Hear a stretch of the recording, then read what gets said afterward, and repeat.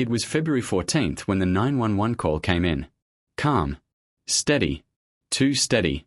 A woman's voice. "My husband's missing," she said.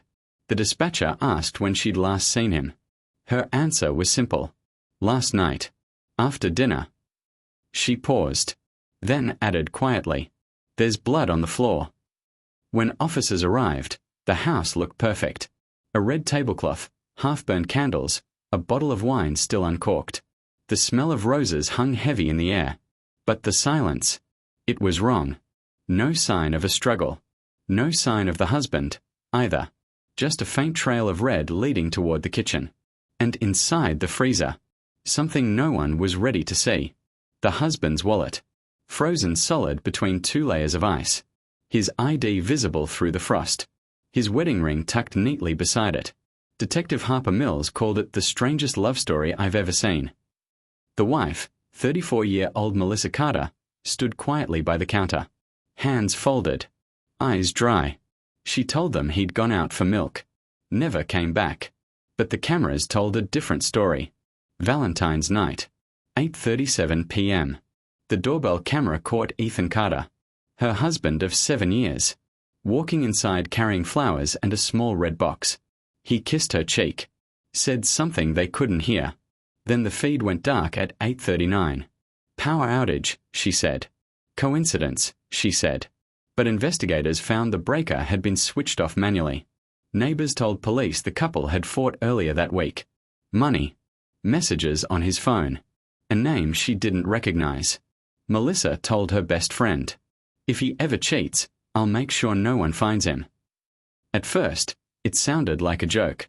But when detectives searched the garage, they found bleach, a saw, and a single red shoe. Men's size 11. Still wet. The lab confirmed what everyone feared. Blood on the shoe matched Ethan's DNA. The timeline was unraveling. Dinner at 7. Argument around 8. Camera cut at 8:39. By 10 p.m., Melissa texted her sister. "He's gone." Said he needed air. But the security gate showed no one left the property that night. Someone had lied. Forensic techs ran luminol through the kitchen. The blue glow painted the tiles like a crime scene mural. Every splash, every drag mark, every hidden streak of cleanup.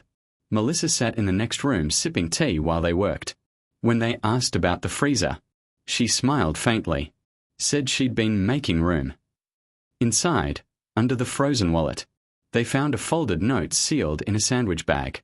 The note read, "Happy Valentine's Day, Mel. Always yours, E."